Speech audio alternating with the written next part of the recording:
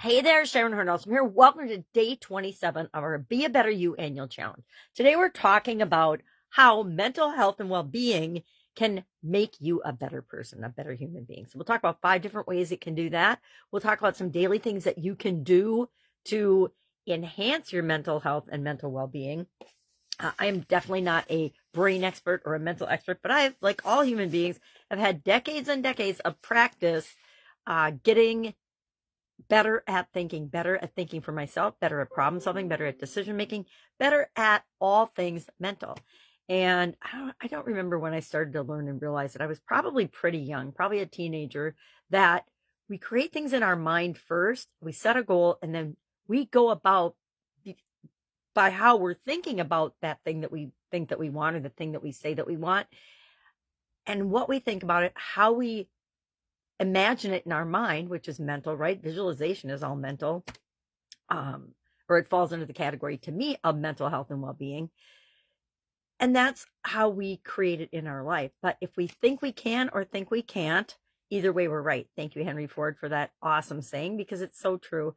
And I grew up with a dad that always said and told my sisters and I, there's no such thing as can't. So there's always a way if you're committed to making something happen. So if you want better mental health and better well-being, better mental well-being, better thoughts, better feelings, which leads into emotions, and better reactions, better decisions, and better results in any area or aspect of your life, you want to pay attention to what your thoughts are, what your beliefs are. It's why we talk about thoughts and beliefs every single month in the annual challenge, as well as our values, our core values, what's most important to us in each of these different areas.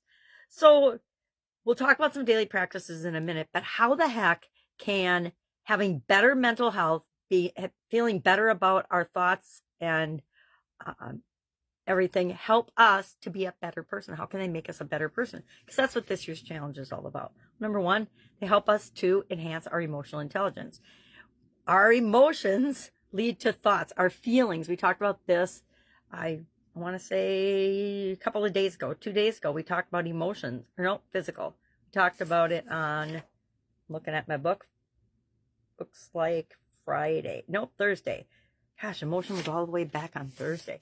But we want to be more emotionally intelligent. We don't want our emotions and our feelings to be impulsively spewed out on everyone that we come in contact with. That negatively impacts our relationships.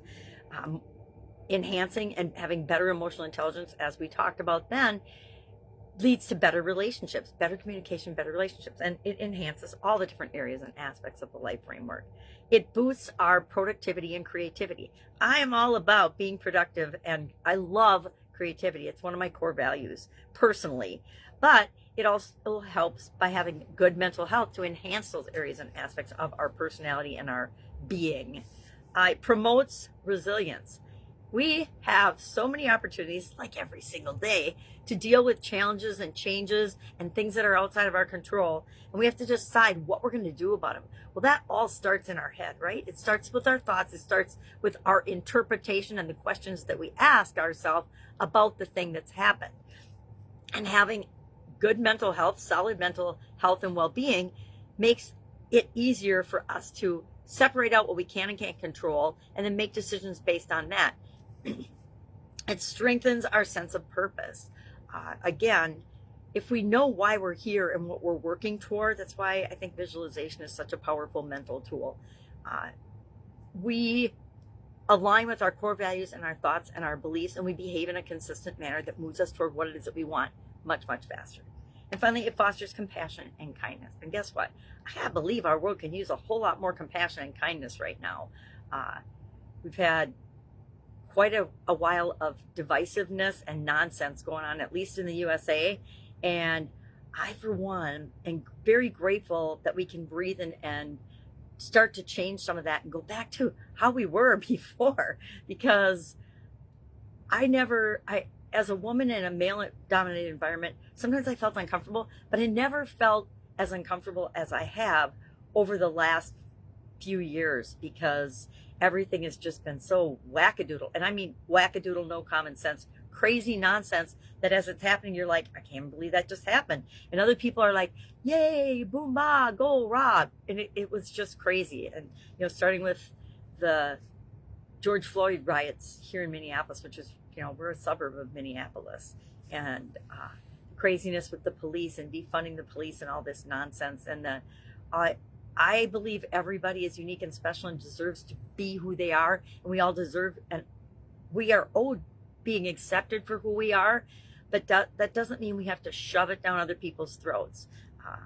We'll talk about that another day. I've been thinking about it lately, and I'm like, I feel like the whole woke agenda has taken women's rights and people of different beliefs, rights, and almost flushed it down the toilet because it's alienated so much of the rest of the population. Where, I don't know about you, but when I was growing up in corporate America, you didn't talk about and you didn't act on anything that had anything to do with your sexual preferences or sexuality. It's just not appropriate for the workplace. It's like, it's as bad as office affairs. It's inappropriate and bad, and it causes cultural damage and negative things that are really, really difficult and hard to repair. So I don't know why I brought that up. It's, I guess, because I've been thinking about it, right? And we're all here to make the world a better place, make our lives better, and be an example for other people. And that's all starts in our mind and our head. What do we want to have our mind thinking on and working on, and our thoughts? Because our thoughts are actually the most powerful thing that we have in the universe. What do we want to be spending our life's thoughts on to create the life that we want? We want to be focusing on that, not on all the other stuff that other people are creating in the world for their own agendas, because everybody creates for their own agenda. And frankly, I want the world to be a better place and my life to be flowing and positive and full of fun and enlightenment and energy and personal growth and development, yada, yada, yada. So today, we, as an action item, are going to think about how does mental health, or how can mental health help me to show up and be a better person? If I'm more kind and compassionate, I can volunteer and I can help other people. I like to think I do that every day, but I'm sure there's some days I don't. All right, any questions about this? Hit me up. This is a huge topic. Like all the other parts of the life framework, we're going to spend an entire month on things related to mental health and well-being. And I might even ask a couple of my friends to come and maybe do some guest spots or guest little talks on the areas of that they're experts in, because I think it would be really powerful. All right, if you're interested in that, hit me up and let me know, and I'll do that. I'll arrange that. Otherwise, have an awesome day, and I will, of course, see you tomorrow. And we are going to be talking about, I'm just going to peek ahead and see. We're going to be talking about confidence tomorrow. That's a good one. All right, have a great day. I'll be with you tomorrow.